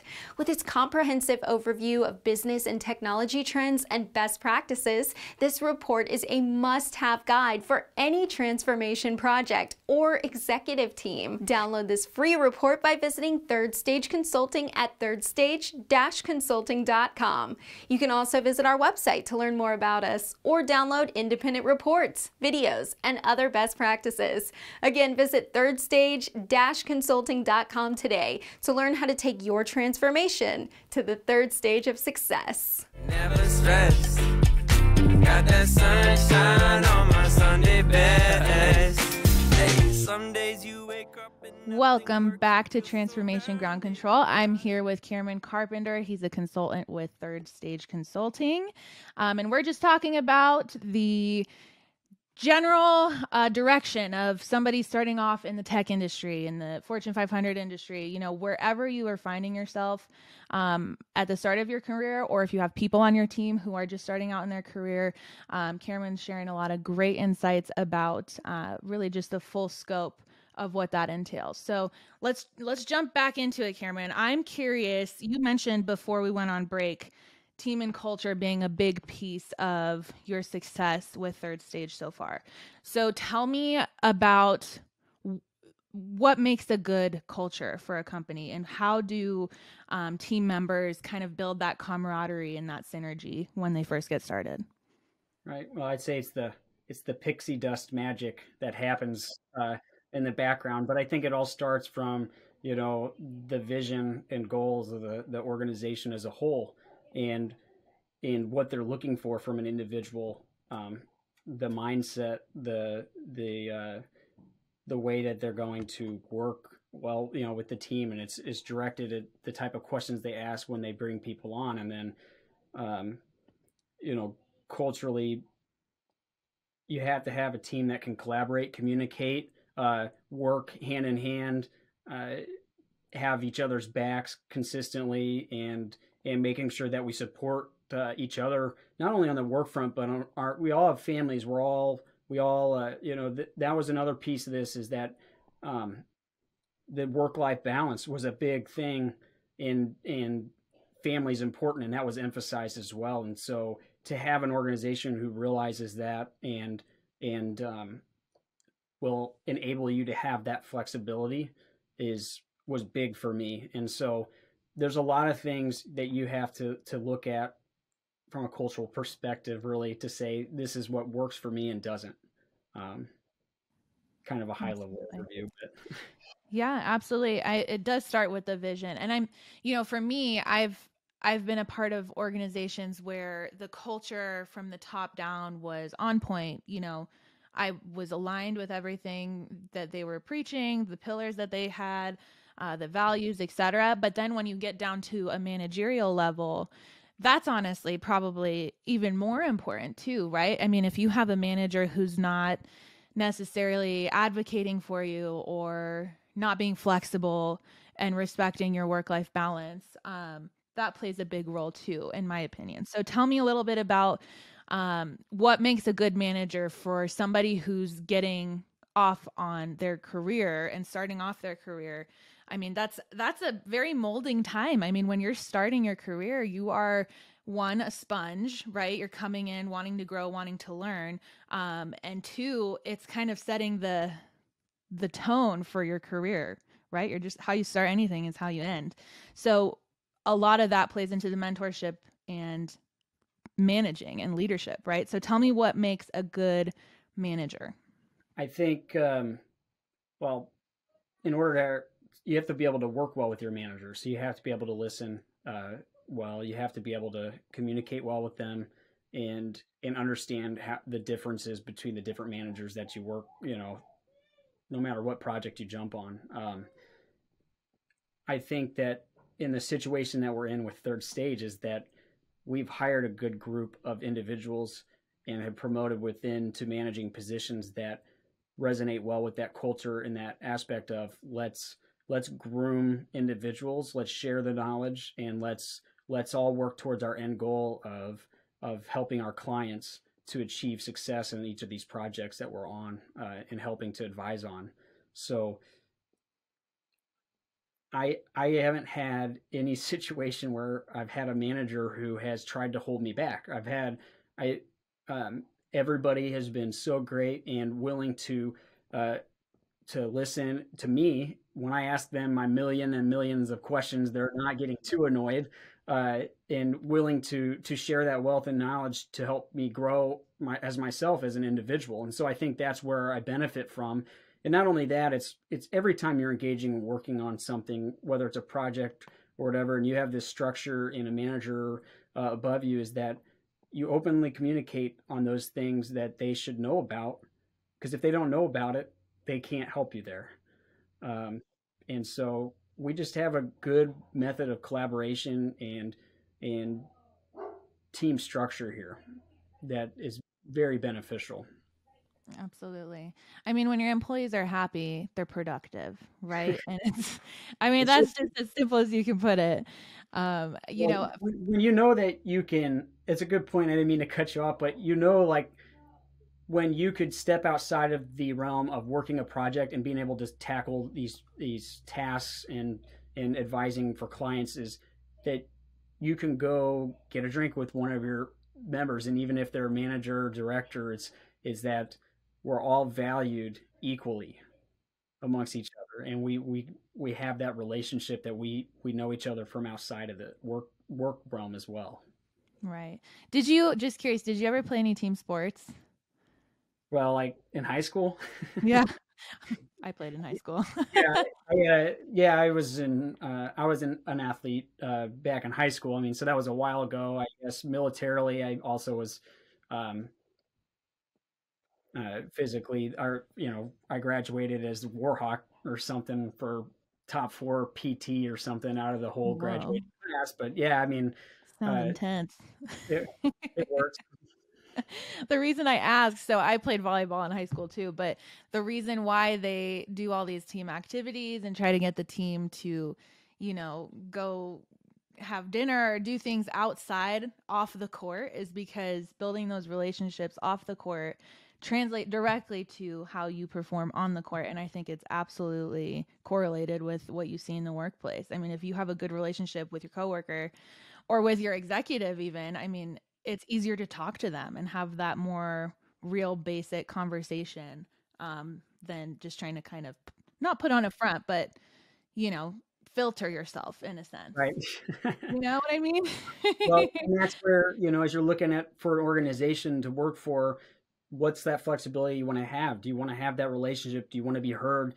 There's not a situation where I've been where I haven't been able to say, I can speak my mind and I can be honest and work within the individuals to come up with solutions to help, future growth and opportunity within myself and or the organization. So they give me that voice. That's part of that culture and aspect of the team that we work with here at Third Stage, is just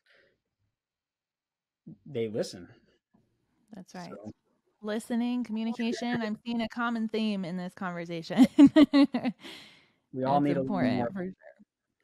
Mm-hmm. So let's see. I'm looking at my notes here from what we've been talking about. I'm curious up to this point. So, it's been a couple years. You've worked with a handful of different clients from different walks of life, different companies. I'm curious whether it be client facing, internally facing, what's the biggest challenge that you've faced up to this point? And what did you learn from it? Like, how did you push through it? And how has it helped you grow? Right. I think the biggest challenge was at the start of my career it always happens with all new types of engagement that you put yourself in, right? But the beginning, it was trying to be able to pull together all the pieces and look at it from an end-to-end perspective, right? And understanding how we're going to use that to help our clients. And as we've moved forward, you start to get the from the interactions and engagement with everybody, from who you work with, the clients, you start to get those skill sets that you need to pull those together. But then you start to realize that, wow, I just learned this new thing, and I got to figure out what this is. And so you're back to the drawing board trying to, but that's where you as you progress in your career, you start to build your tool set and your black bag of tricks. I don't want to call them tricks, but it's essentially what you need to help you help them, the client. And then obviously being able to tap your internal resources as much as possible. Right. It kind of goes back to the walking in day one, like lost puppy mode, where you don't know how you're going to do something, but you know you're going to do it. Right. Right. And you figure it out along the way. Right. And it's not that you don't have the knowledge or understanding of how to. It's just there's certain scenarios that play out where it might be a messaging thing. It might be just trying to really drill into the needs and wants of who you're working with. And so you just, like I said, listen, understand, tap your internal resources, and openly communicate with the clients and those you work with. So that's the truth. That's the truth. Smart man. So I'll leave everybody with one last question. So give your best advice to someone who is starting off in their career, whether it's in the tech industry or another. What would you tell them? I would say bring your game face. Definitely find a mentor, somebody that can help to guide you. Don't hesitate to ask questions. Don't turn down opportunities. Jump in and learn it. There's a lot of benefit to help with the growth and opportunity within organizations if you will take the initiative and find an organization that will help you to grow, but be the driver in making that happen. It resonates well throughout the organization. Fantastic. So wise man here, everybody. Well, Kameron, thank you so much for joining us. I appreciate you sharing your insight, your experience, lots of golden nuggets in here that I think a lot of people can take, whether they're starting off on their career or managing somebody who's starting off. So again, thank you so much. And we look forward to having you back on the show another day. Awesome. No, thanks for having me. And I hope this was helpful to some out there. If not, I'm glad that you at least got to talk to me for a little bit. Absolutely. Awesome. Thanks so much.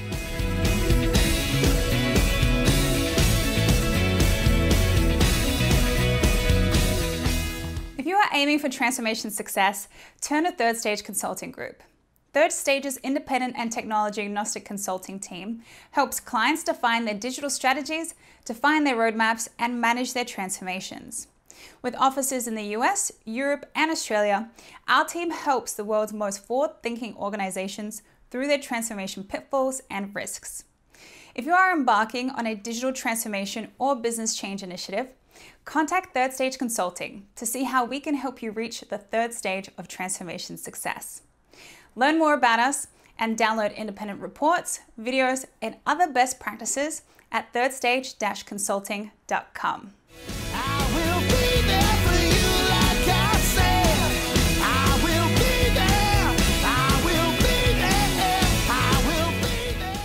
All right, welcome back, everybody. That was an awesome interview with Kameron Carpenter with Third Stage. So, Eric, you're obviously the founder and CEO of Third Stage Consulting, so I'm curious to get the flip side of it and get your perspective. So what were your initial thoughts after hearing Kameron's insights?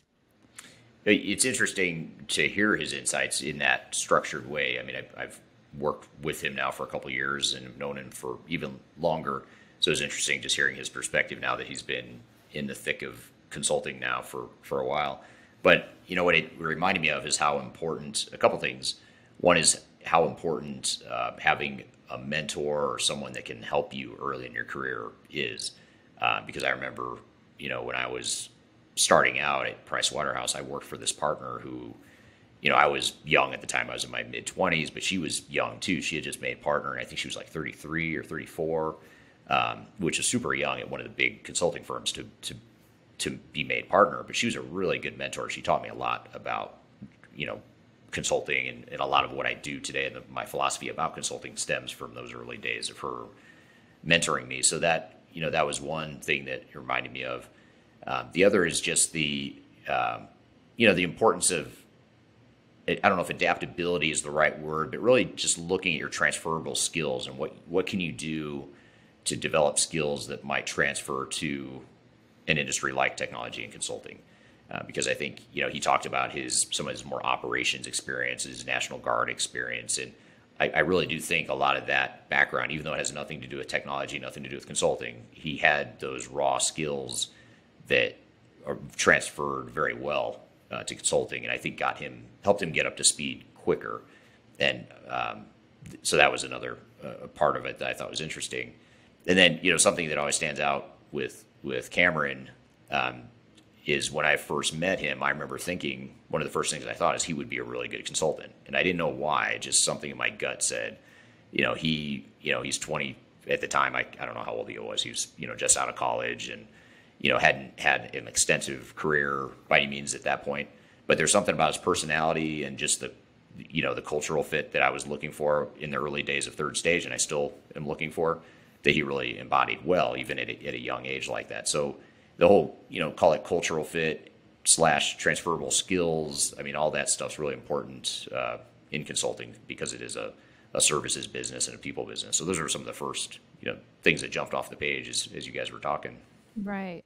Right. And it's interesting too, because I related to him a lot in the sense, when I first got my job in the tech world a few years back, when I was working at Dish, it was the thought of being coachable. And yeah, you have the transferable skills, but it's taking it one step beyond that and also being able to be a sponge and soak everything up from the people around you who know what they're doing. And it sounds like that's exactly what he did. He said his first workshop, he was typing faster than he's ever typed before, and he was taking so many notes. So I guess in your opinion, do you agree that that's maybe one of the more important characteristics as they get started in the role, a new employee? Yeah, I do. I mean, I think you have to, I like the word sponge, and that describes him well. And I think it describes a lot of good consultants well, is you're always learning. And I think, in my opinion, I think the minute you feel like you've learned all you have to learn and you have all the answers, I think that's when you stop being an effective consultant. I think that's where you start talking too much and jumping to conclusions too much and not listening enough. And I think that thirst for knowledge or that quest for knowledge, if you always have that mentality, it's going to force you to always ask questions, and it's going to force you to try to understand better. Or, I get into cases sometimes where I feel like, oh yeah, I've seen this before, or I've seen clients just like this. And you certainly want to draw from your experience and your lessons and that sort of thing. But there's a fine line between that and saying, oh yeah, I got the answer. I know what these guys need because I've seen it a million times before. You really have to, you really want to drill down and understand, how is this client different? How's this situation different? Yes, I want to apply my previous experience, but I also want to tweak it or modify it to fit, the specific example. So I think that, just learning about clients in general, I think is really important, as well as wanting to learn about new technologies and new tool sets for consulting and that sort of thing. So that's what I love about consulting, to be honest, is it's just you're constantly learning. And I don't know that, that the saying of drinking from a fire hose, and especially earlier in a career, I still feel like I'm drinking from a fire hose, 20 some years in, because you're just, we deal with so many different types of companies, different personalities, different situations, different challenges and needs, all that good stuff. Right. And I think that speaks to the success of Third Stage, because it's, you're kind of taking the client first approach. You're not going to the table with the answer. You're going to the table with open ears, open mind, and filling the need and filling the gaps that the clients have. So I think that's huge. And you also mentioned mentorship, which I couldn't agree more. I think that's the biggest factor that plays into an employee success and entrepreneur success, all the above. And I found a Harvard Business Review that Gucci, the fashion company, actually has a shadow board that is composed of their millennial employees that meet regularly with the executives, and they work together to come up with new initiatives and execute. And their sales, since they started doing that, grew 136%. So it's interesting to see the impact that it has when you really reach down, pull people up, the people that you see potential in, and really helping them foster that potential and grow. So I love that that's your perspective, because that's also what Cameron was talking about, was the mentorship side and how big of an impact that's had. So I'm curious, on your perspective as the leader of this company, of Third Stage, obviously, Cameron was raving about the company culture and what we have going on with Third Stage, everybody working so collaboratively, et cetera. How did you build it? How do you build a company culture in a tech consulting agency? Yeah, it's a great question, and that's probably, you're hitting a sore spot here, Paresa, because that's probably my that's probably my biggest lesson from early in my career was my failure to recognize the importance of culture. In fact, that's, for those of you that followed me for a while, I actually started another consulting firm prior to Third Stage, and in those early years, I still remember very distinctly not even thinking or caring about culture. And it wasn't that I, wanted to neglect it or I sought to neglect culture. It was just that, we had some client needs and I needed to go hire the smartest people I could find. And I did a good job of finding really smart people, but I did not do a good job of putting the chemistry together. And so unfortunately, or fortunately, depending on how you look at it, I had to learn by screwing up a bunch of stuff. So I messed up that culture, that company pretty badly. And it led, to be candid, that's what led to me bringing on business partners that I wasn't aligned with, didn't fit my vision for the company, and ultimately led to the tension of that company and the failure of the company and my departure from that company.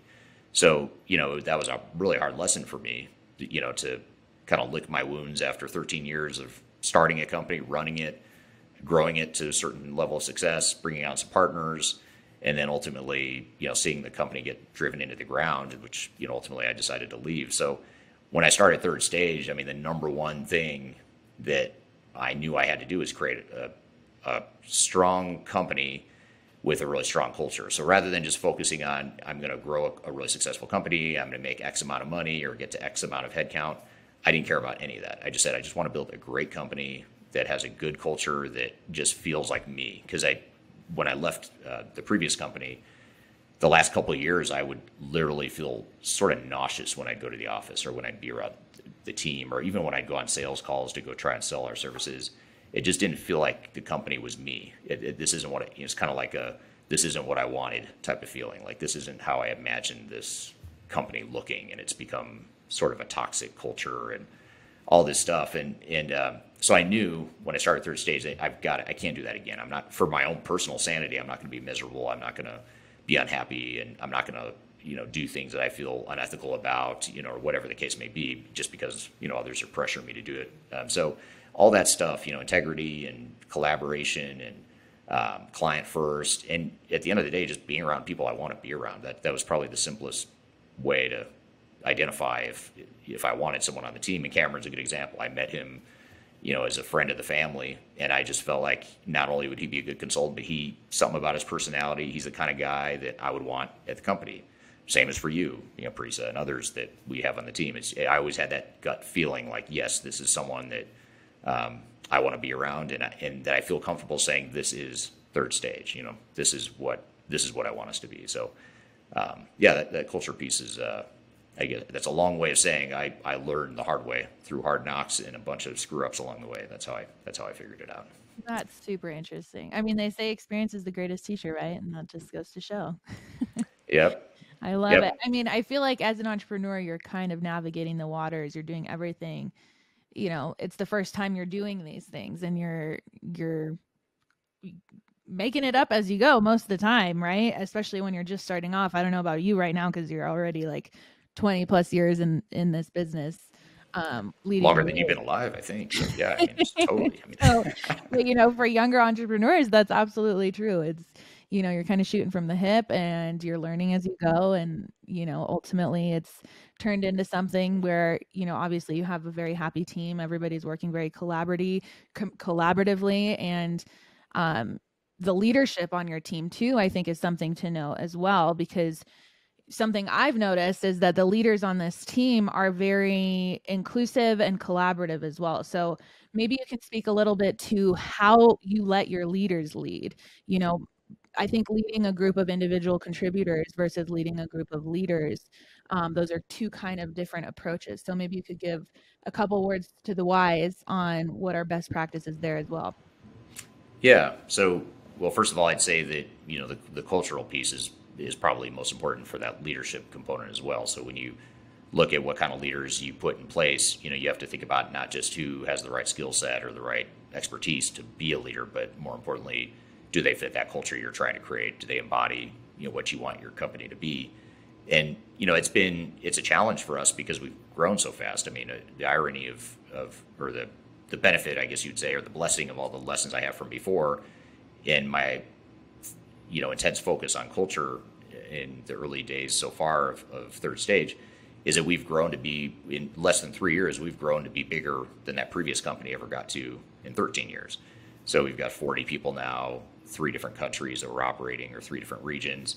And a lot of that was because of, and I'm convinced it's because of the culture. It's because we got that. I feel like we're getting that part right. We're not always 100%. And the good news is when you create a strong culture, it becomes pretty clear pretty quickly that it's not a good fit when you bring someone in, or if you do make a mistake, which has happened. We've had a handful of those along the way. But I think that, that cultural fit with leaders is very important. And then, trusting, I hate to use that trust but verify term because it's overused sometimes, but you do have to sort of trust but verify. You've got people that are very talented, very skilled. You want to let them be, but you also want to give them direction. And you also have hopefully hired people that are open to coaching, and they're open to the things they don't know. And they know when to ask questions and when to collaborate with me or with other leaders in the company or whatever the case may be. So it's more of I guess I would say that those raw skills are most important. The technical or functional or tangible skills, those parts can be trained. So if someone has a deficiency or 2 or 3, in their repertoire of tools, that's okay. We can teach that stuff, but it's a lot harder to teach someone to fit into a culture when they don't. So I hate to say it, but the leadership piece also comes back to culture, and then just how you manage them is more of a sort of a trust but verify approach. Right.